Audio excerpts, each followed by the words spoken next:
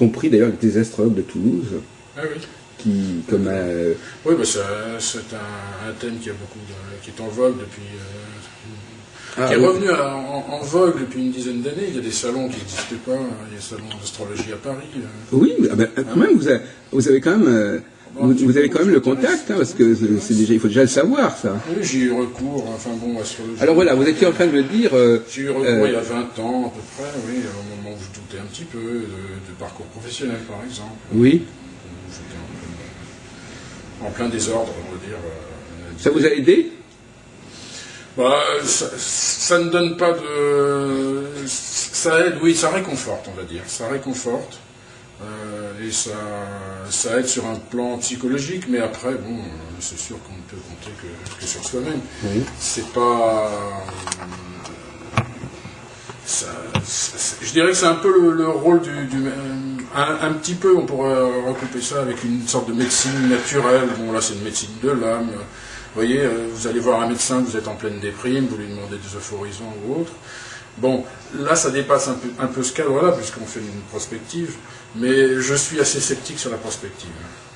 J'avoue que c'est vrai que c'est un sujet qui ne laisse pas indifférent. Soit on est pour, soit on est contre. Aujourd'hui, j'ai jamais été franchement pour, j'ai été assez pour. Aujourd'hui, je dis, c'est un sujet qu'il faut manier avec prudence. On peut... Pourquoi? Parce que d'un côté, vous avez des gens qui viennent voir, qui sont en général dans des situations un peu délicates, et de l'autre côté, vous avez des praticiens qui sont, eux, c'est pas une profession réglementée, il n'y a pas de, je dirais, de certification, il n'y a pas d'organisme de contrôle, c'est complètement libre, et vous avez certainement dans le lot de praticiens un certain nombre de charlatans, Qu'est-ce que c'est, alors, monsieur Louet, qu'est-ce que c'est qu'un charlatan en astrologie? Parce que ça c'est un peu comique, parce que si on peut dire que tous les astrologues sont des charlatans, qu'est-ce que c'est qu'un charlatan en astrologie? Qu'est-ce que c'est quelqu'un qui n'est pas charlatan en astrologie? Oui. Un charlatan, je dirais que par principe, par principe, non. Je dirais que celui qui n'est pas charlatan, c'est celui qui peut avoir des témoignages ou certains éléments de preuve, voilà. Dans ses expériences passées, avec des gens qui viennent le voir, alors que les autres, pour moi, les charlatans, ce sont ceux qui... Enfin, charlatans. Je dirais pas charlatan, parce que charlatan, ça a une connotation très, très négative. Je dirais plutôt des gens qui profitent un petit peu d'une situation délicate pour... Profite de la misère des gens, un peu. C'est pas la misère, on va pas dire la misère non plus, je suis pas, je tombe pas dans la caricature, mais qui profite d'une situation un peu délicate. Comme le font les avocats ou les médecins d'ailleurs parfois. Ah oui, les avocats, oui, enfin bon, il y aurait des choses à dire. Les médecins aussi, mais davantage les avocats. Les astrologues, on sait pertinemment quand on va voir un astrologue, on y va sans avoir de garantie de résultat. Il y a une obligation, on va dire. Une soi-disant obligation de bruit. Donc, mais alors, à votre avis, qu'est-ce qui fait l'image de l'astrologie? Enfin, qu'est-ce qui fait qu'on... parce que l'astrologie, c'est évident. Très diverse, quoi. Non, mais je veux dire, c'est les astres quand même, c'est les astres, c'est pas... Un médecin, on va pas chercher... Un médecin, il y a un cursus, il y a 8 années pour un médecin généraliste d'études, qui sont validées par des centaines d'années de pratique. Ah oui, encore que la médecine a beaucoup évolué. Oui. Bon, l'astrologie, pareil, on peut dire autant. Il y a autant de pratiques. C'est d'être vieux comme Hérode, l'astrologie. Vous savez qu'une des différences les plus amusantes entre l'astrologie et la médecine, c'est que en médecine, on essaie de guérir les gens et les rétablir à la norme, en quelque sorte. Oui.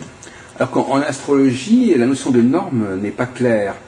Je dirais qu'il n'y a pas de norme. On essaye de... tout dépend de la nature de la demande aussi. On pourrait avoir une astrologie. Il n'y a pas de norme.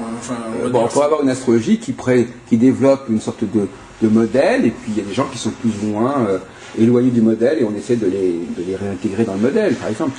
Mais la plupart de l'astrologie qui s'est le plus développée, c'est plutôt une astrologie qui s'intéresse, qui même entérine les différences. C'est-à-dire qu'ils ne cherchent pas vraiment à rétablir les gens dans une sorte de moule. À la différence du médecin. Il y a pas dit, on a l'impression que l'astrologue n'est pas porteur d'un moule dans lequel il voudrait vous faire entrer. Alors que le psychologue, plus et le médecin sont comme des gens qui essaient de vous prendre là où vous êtes et puis de vous ramener un peu à la droite, à la voie droite, si on peut dire. Oui, c'est vrai. Oui, il y a cette notion-là. C'est-à-dire que on va voir un astrologue pour soi, on va pas voir un astrologue pour ressembler aux autres, pour être identique aux autres sur un modèle établi comme le médecin où on se dit bon j'ai mal au foie, ou j'ai mal à l'estomac, j'ai mal à la colonne, voilà. Rétablissez-moi comme j'étais avant. Oui. On va pas voir l'astrologue pour lui dire rétablissez-moi comme j'étais avant, sauf dans une situation. Oui, mais justement c'est un débat qui existe. Moi je vous en parle parce que c'est un débat, parce que quand même le cosmos c'est quand même censé voir les choses un peu haut, on pourrait imaginer que c'est une façon de nous ramener vers un ordre supérieur dont on aurait pu s'éloigner. Voilà, non, enfin je veux dire, c'est quand même quelque chose qui est un signe, un symbole d'un ordonnancement quand même, mécanique. C'est curieux d'ailleurs de vouloir essayer, qu'est-ce que vous en pensez, de vouloir étudier les problèmes particuliers d'une personne en se servant des astres. On dit toujours que les planètes ont de l'influence, la position des planètes. Oui, mais est-ce qu'elles ont une influence sur l'individu dans sa spécificité, ou est-ce qu'elles ont une influence sur l'humanité ou sur... La somme des individus font l'humanité, donc on peut penser qu'effectivement, oui. Oui, mais c'est souvent ce problème-là qui n'est pas résolu pleinement. Mais et alors au niveau de la prévision, qu'est-ce que vous en pensez? Vous pensez qu'on peut accéder à un degré de précision? Non, là je suis très dubitatif. Non, il y a des choses qui peuvent interpeller, c'est vrai. Il y a des situations où effectivement, on pourrait dire que l'astrologue a vu juste, mais après, quelle est la poule, quel est l'œuf, enfin parce que après, quelle est la situation, enfin, je veux dire quelle influence, enfin, après se pose la question de l'influence du rôle de l'astrologue, quoi. Ah oui, très bien. Là, bonne question. C'est vraiment très gênant parce qu'on peut se dire que des gens suivent les conseils à la lettre de la personne qu'ils sont venus consulter, et ça pose la question de l'indépendance. Oui, il y a des personnes qui effectivement attendent de l'astrologue qu'il leur propose un modèle, une proposition de vie, ou même par rapport à eux-mêmes. Sans aller jusque-là. Moi, je dirais je pense qu'on y va davantage pour résoudre un problème. Résoudre un problème présent ou à venir. Alors, qu'est-ce qui distingue le travail de l'astrologue de celui du voyant ou du cartomancien ou du tarologue? Ah oui, pour moi, il n'y a pas beaucoup d'écart. Hein, finalement. Oui, pour moi, oui. Alors là, c'est vrai que quand vous me parliez astrologie, je pensais voyance. Ah oui, d'accord. Donc, astrologue ou voyance, c'est vrai qu'en règle générale, les deux métiers, les deux exercices sont souvent confondus. Ah oui. Et je ne suis pas convaincu qu'il y ait des astrologues qui ne soient pas voyants et que les deux métiers soient bien séparés. Oui, non, c'est une thèse que vous pouvez développer, effectivement. Néanmoins... je vois qu'il y a une confusion des gens. Non, mais il y a des astrologues qui vont vraiment... Vous allez voir un salon, je sais pas, le salon de... vous avez des astrologues... Parapsie, vous voulez dire parapsie, des choses comme ça. Il y a 95% de non-astrologues là-bas, effectivement. Ouais. C'est plutôt des voyants, des choses comme ça. Ils ont des supports divers.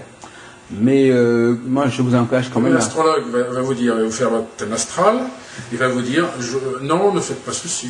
Vous avez, il définit un profil caractériel, on va dire. Ensuite, il peut vous définir un certain nombre d'actions à faire, à ne pas faire, enfin, à faire, ou à ne pas faire, à ne pas conseiller, ou à conseiller.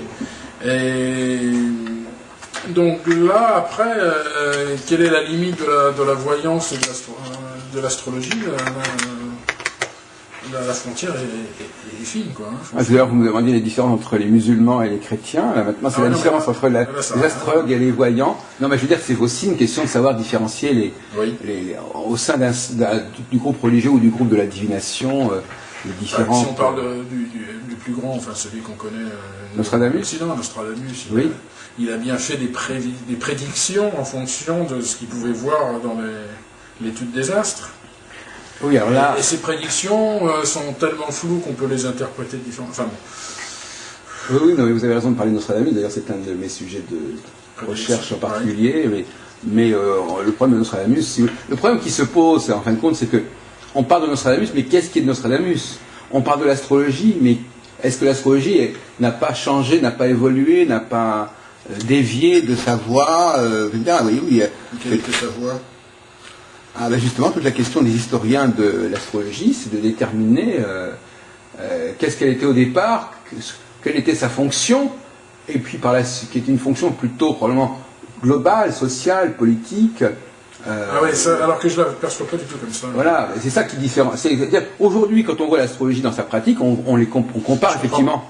Mais autrement, quand on revient aux origines, c'est pas du tout la même origine que le tarot ou que la voyance.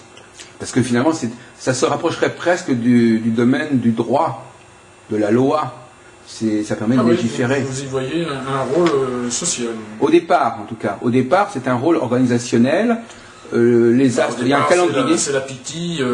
Non, c'est déjà. Non, mais ça c'est le départ de la voyance. Oui. Non, mais c'est-à-dire que ce sont des fleuves qui ont convergé et qui se sont entremêlés à un moment donné, mais qui initialement étaient vous très. Pensez à qui, comme vous dites ça, des Grecs, des Romains, oui, il y a les Babyloniens aussi. Enfin, il y a. Qui faisaient appel à des astrologues Non, mais au départ, excusez-moi, monsieur, au départ, c'était un système de gouvernement, je dirais. Oui, c'est un système de gouvernement, où les astres servaient de calendrier, si vous voulez, servaient de référence. Voilà, quand une planète ira de tel endroit à tel endroit, c'est des marqueurs de temps, qu'on appelle des marqueurs de temps. Oui. Par exemple, ça permettait de distinguer des périodes de 7 ans, par exemple, ou de 7 jours, enfin, avec la Lune, etc. Oui. Bon, et donc c'est une sorte de loi, c'est un système juridique fondé sur le temps. Comme aujourd'hui d'ailleurs, cher monsieur, les élections, hein, les élections tous les 4 ans, c'est du même ordre. Ce sont des systèmes d'organisation dans le temps. Sauf que la règle d'organisation des élections, elle est fondée sur rien. On va dire dans 4 ans, mais je veux dire, il n'y a pas de fondement scientifique à cette cyclicité. Bon. Mais ça s'origine d'une théorie du temps qui était marquée par les astres. Et après, on a décroché des astres pour en faire simplement un système de temps parce que la science a évolué après.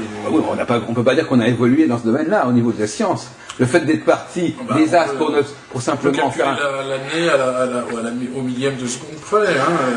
Les années bissextiles sont arrivées pour faire coïncider le calcul des années avec la rotation de la Terre. Oui, mais aujourd'hui, quand on vous invite à une élection en France ou aux États-Unis, ça correspond à rien sur le plan cosmique.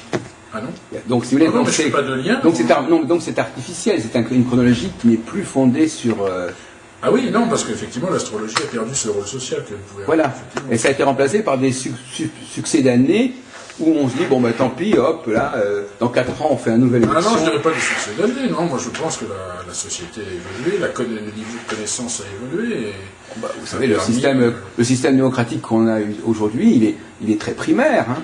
C'est-à-dire, tous les 4 ans, on sait qu'il faut se réunir à nouveau pour élire un nouveau président. C'est pas de la grosse science, ça. Non, mais ça, c'est des dates anniversaires qui font qu'on change. Mais le principe de la démocratie est acté et on n'a pas besoin de le renouveler tous les 4 ans ou les 5 ans. Vous voyez ce que je veux dire? Non, mais la cyclicité. On ne renouvelle pas la démocratie tous les 5 ans. Enfin, on renouvelle l'équipe qui est au gouvernement. C'est ça. Mais justement, c'est ça. C'est le fait est que... Là, on est en train de dévier, là, on n'est plus dans l'astrologie. Ah ben, c'est parce qu'on n'est plus dans votre astrologie, mais en fait, on est dans les bases même de l'astrologie, au contraire. Mais pas de l'astrologie telle que vous la connaissez, mais l'astrologie telle qu'elle est apparue. Alors ensuite, effectivement, elle s'est intéressée à tout ce qui était un petit peu en dissidence, si vous voulez. Parce que quelque part, ça va peut-être vous choquer, monsieur, vous êtes peut-être un anarchiste, mais quelque part,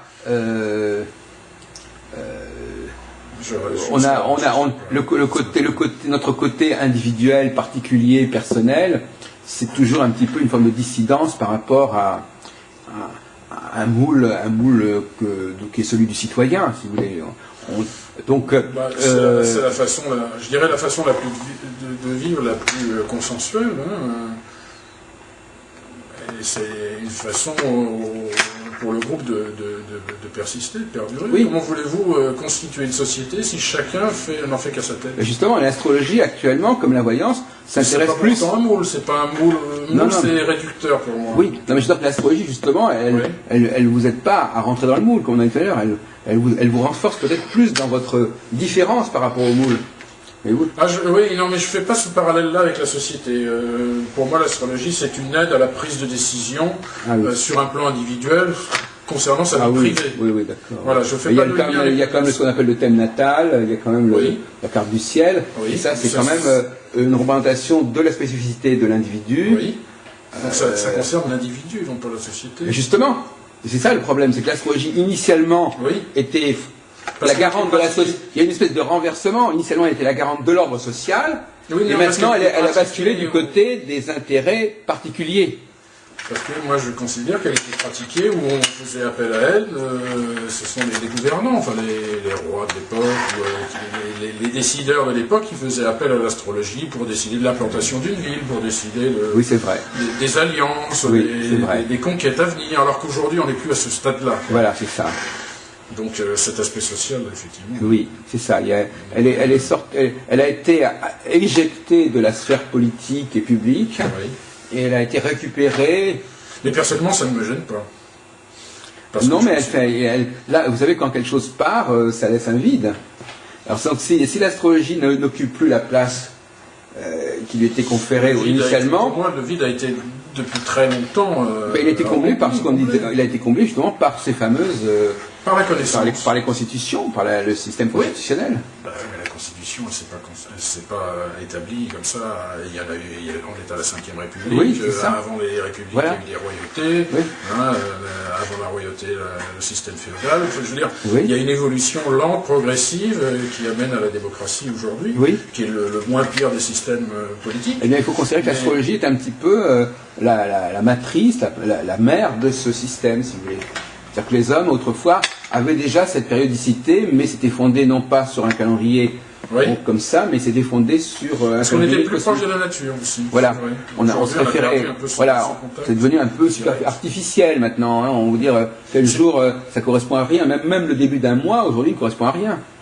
Dans le calendrier lunaire, justement, puisque vous parlez des différences religieuses, les différences de calendrier. Les musulmans et les juifs ont un calendrier qui commence avec la nouvelle lune. Alors que les chrétiens n'ont pas ce calendrier-là. Non, mais ils se sont basés sur la vie de Jésus. Non, mais je veux dire le calendrier, je parle du début du mois. Oui, non, mais le premier de l'an, aujourd'hui, enfin...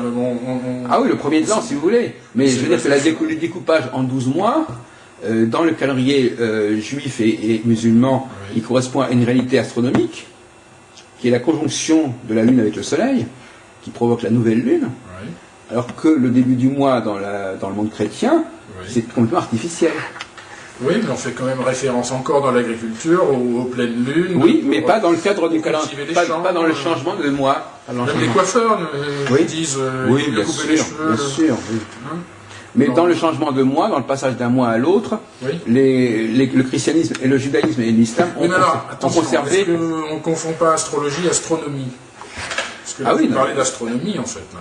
Oui, non, mais de toute façon... l'étude scientifique des planètes. Oui, non, mais vous avez raison, monsieur. D'ailleurs, je vais vous poser des questions qui sont assez pertinentes. Le passage de l'un à l'autre, justement, le calendrier, c'est justement l'interface entre l'astronomie et l'astrologie. Parce que le calendrier, ça n'est plus déjà que de l'astronomie, puisque on en tire des conséquences au niveau social. Hein, on paye au mois, donc le calendrier, c'est pas uniquement de l'astronomie, même si c'est fondé sur l'astronomie. Bon, eh bien, c'est ça. Donc l'astrologie aussi avait cette articulation sur les positions planétaires en rapport avec des échéances sociales, des transformations sociales qui étaient programmées comme ça. Mais maintenant, effectivement... Vous semblez regretter alors cet ordre ancien? Oui, je le regrette parce que moi je m'occupe beaucoup de sciences politiques et je m'aperçois qu'effectivement, on a remplacé finalement un ordre qui avait une réalité astronomique qui pouvait être effectivement contestable par quelque chose de complètement artificiel. L'un comme l'autre n'ont pas plus de légitimité. Voilà, mais ça c'est un débat. C'est un débat, effectivement, l'un comme l'autre n'ont pas plus de légitimité. En tout cas, le fait est que d'un pays à l'autre, les calendriers électoraux ne sont pas les mêmes. l'année prochaine on aura une campagne en Allemagne, l'année suivante, etc. Donc on est tous, chacun, même au niveau de l'Union européenne, on n'a pas des élections en même temps. Non. Et tout ça, c'est à fait un petit peu brouillon, si vous voulez, ça fait un peu brouillon. Alors que si on avait un référentiel astronomique, on aurait le même référentiel. Oui, je trouve que ça assure davantage le pluralisme. Hein. Vous imaginez si toutes les élections dans tous les États d'Europe étaient en même temps? Vous imaginez les pressions qu'il pourrait y avoir Oui, mais là, imaginez ce qui se passe actuellement. Imaginez que dès qu'un chef de tel État est en moment électoral, ça complique son mode de fonctionnement. Il ne peut pas prendre certaines décisions. Il reporte. Enfin bon, vous savez qu'il y a des aspects quand même très pervers dans les élections. On part maintenant aux États-Unis, c'est carrément 2 ans avant l'élection qu'on fait de nouvelles primaires. Alors donc, on n'en finit pas. On est constamment en campagne. Autant que ça ne soit. Alors s'il y avait un seul système, encore on dirait d'accord. Mais si chaque pays est décalé par rapport à l'autre. Oui, je considère ça comme le pluralisme. Oui, non, mais un pluralisme, oui, d'accord, mais enfin, le chaos n'est pas forcément le pluralisme. Mais enfin, bon, écoutez. On n'est pas dans un monde de chaos. Non, mais le système démocratique actuel, il pose quand même pas mal de questions, même si effectivement la notion d'alternance est également assez proche de cette idée de mouvement. En France, quand même. On a eu pendant 30 ans un gouvernement de droite, et en 81, on a basculé à gauche. Oui. Il y a beaucoup de capitaux qui sont partis, on a crié à la catastrophe, au désastre. Finalement, aujourd'hui, c'est... Oui, bien sûr. C'est l'alternance. Mais l'alternance, ça fait partie du système, c'est tout à fait normal qu'il y ait une alternance. Enfin, en tout cas, qu'il y ait une chance, qu'il y ait une opportunité d'alternance. Pourquoi parler de chaos? Non, mais le chaos fait que, bon, d'abord, on est dans une période chaotique quand même, non. Chaotique, oui. Oui, mais enfin, économique et peut-être pas seulement. Vous allez voir qu'il y a des conséquences éventuellement sociales qui peuvent apparaître. On n'en est pas sorti. Mais il semblerait que, si vous voulez, que c'est une sorte de bulle, ce qu'on appelle la bulle, c'est-à-dire qu'effectivement, à force de créer des trucs artificiels qui ne reposent sur rien, qui n'ont pas d'assises, on complique à l'infini. Donc par exemple, le fait de ne pas avoir une assise concernant le calendrier, les dates électorales, etc., une assise qui évite d'aller dans tous les sens, de partir dans tous les sens, bon, à un moment donné, ça devient un peu trop, voyez-vous. Je vous donne ça comme idée. Donc de toute façon, je ne vais pas mobiliser plus longtemps, mais je vous remercie de cet échange. Effectivement, on a un petit peu avancé, donc ça va paraître dans notre magazine. On a un hebdomadaire qui va commencer en janvier. Donc toutes les semaines, il y aura des petites séquences comme ça. Et donc Comment? Dans l'ère de quoi avant? L'ère des poissons. Alors ça va à l'envers du zodiaque. Ouais. L'ère du taureau, puis 2000 ans après l'ère du bélier, après l'ère des poissons. Alors l'ère des poissons. Mais là, pourquoi se baser sur le système zodiacal alors qu'il y a d'autres...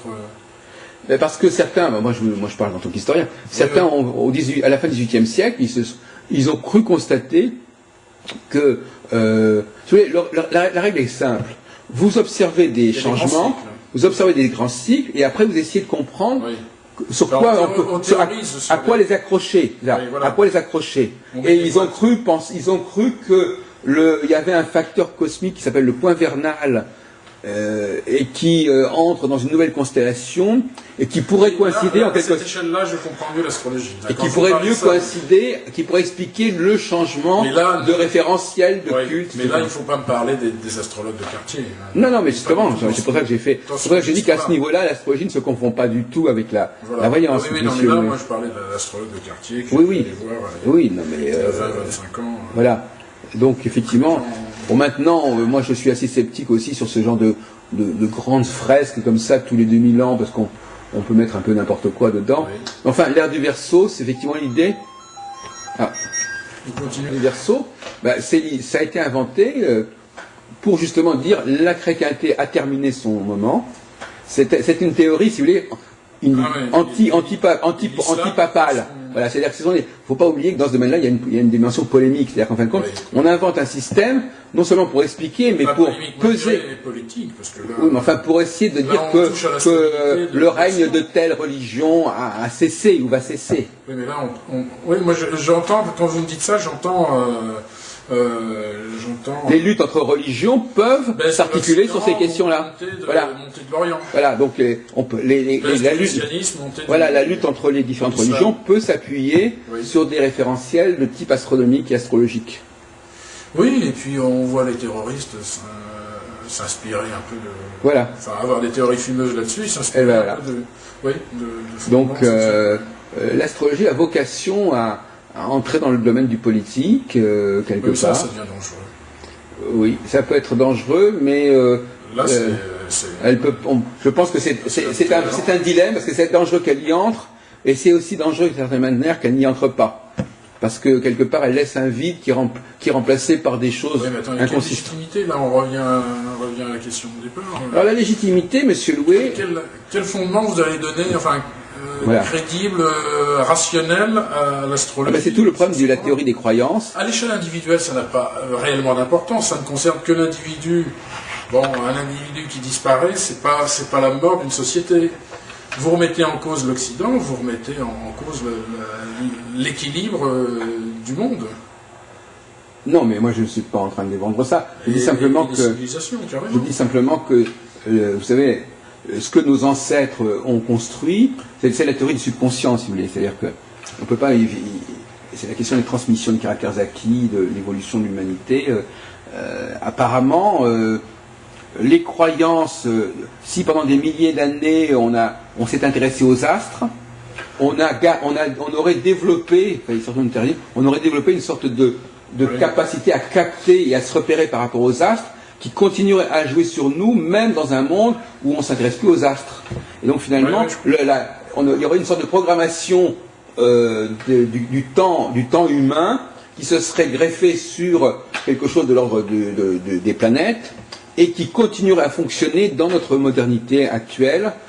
Et entre parenthèses, si aujourd'hui les gens sont disposés à aller aux élections de manière périodique, c'est parce que quelque part dans leur inconscient collectif, cette idée de périodicité pour se réunir et pour élire un chef est une très ancienne affaire, si vous voulez. C'est une façon de pérenniser notre système actuel. Oui, mais c'est très ancien, en fin de compte, ça correspond, ça fait écho en nous à quelque chose de très ancien. En fait, oui, un peu du domaine un peu nous avons grégaire. Nos sociétés se sont construites sur des périodes, se sont construites très rapidement sur un système de clan, mais de temps aussi. Oui. Donc il y a un temps qui se renouvelle, il y a un temps qui reprend, et ça, on a ça dans le sang, si vous voulez. Et donc l'astrologie, c'est quand même quelque chose qui est de cet ordre-là, une sorte de temps intérieur ou de temps social qui est intériorisé, qui est presque subconscient. Et donc ça va bien au-delà de l'étude de l'individualité. Oui, je comprends. C'est presque un équipement au même sens que le fait de savoir parler ou de savoir faire. Et qu'est-ce qu'en pense la communauté scientifique?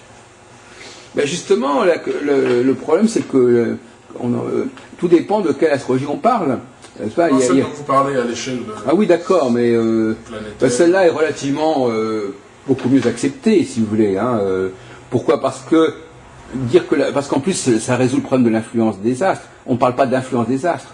On parle de références que les hommes se sont données et qu'ils ont intégrées. Oui. Donc finalement, ça ne veut pas dire que les astres agissent, mais qu'on les utilise comme signaux. Oui. Si, j'espère. Écoutez, c'est rare d'avoir des discussions de ce type. Ah bon? Pourtant, vous les suscitez facilement, non? Oui, parce que c'est un domaine qui me plaît bien. Non, mais je veux dire, dans d'autres domaines aussi, je pense que vous avez des matières à discussion. Oui. Bon, écoutez, je vais vous laisser parce qu'il faut que je fasse un petit tour. Là, j'ai un rendez-vous qui a sauté, mais donc je reste encore 3 jours. Ouais. Mais Vous filmez plus, là? Non, c'est fini. Mais enfin, en tout cas... vous m'avez posé une question, effectivement, l'acceptation de l'astrologie, la reconnaissance de l'astrologie. Mais vous œuvrez, vous êtes membre actif, vous êtes plus prof là quand vous parlez comme ça. Mais je suis un peu ethnologue, je suis à la fois observateur, j'étudie ce que les gens disent, mais je m'intéresse aussi beaucoup à la notion de l'origine des savoirs, et l'origine des religions. Donc, entre l'origine de quelque chose et ce que c'est devenu, il y a constamment des grands décalages, monsieur Louet. C'est comme dirait Lévi-Strauss, il faut essayer de retrouver la cohérence d'origine, la signification au départ. Oui. Et ça, souvent, il y a une déperdition. Voilà, il y a une déperdition, et donc par conséquent, ceux qui se présentent comme étant les représentants de ces disciplines, finalement, ils sont un petit peu aussi des gens qui en trahissent le message. Oui. Mais non, votre thème, enfin le thème, l'ère du Verseau, cette façon de voir les choses est intéressante parce qu'effectivement, là, on est en plein bouleversement et on peut se demander si effectivement les valeurs de l'Occident ne sont pas battues en brèche aujourd'hui, oui. Ou galvaudées, quoi. Enfin, franchement, moi, par rapport à cette théorie-là, j'ai pas de sympathie particulière pour cette théorie parce que je crois pas moi, je crois que l'astrologie a servi pour baliser le temps dans des périodes de 4 ans, 7 ans, 10 ans, et non pas dans l'histoire de 2000 ans, parce que vous comprenez, c'est à une autre échelle qui est totalement qui est suprahumaine. Je pense que l'astrologie n'est pas là dans ce domaine. Oui, mais si on parle de l'échelle géo, comment on appelle ça. Mais vous m'avez dit, Oui, d'accord, alors je vous dis au revoir.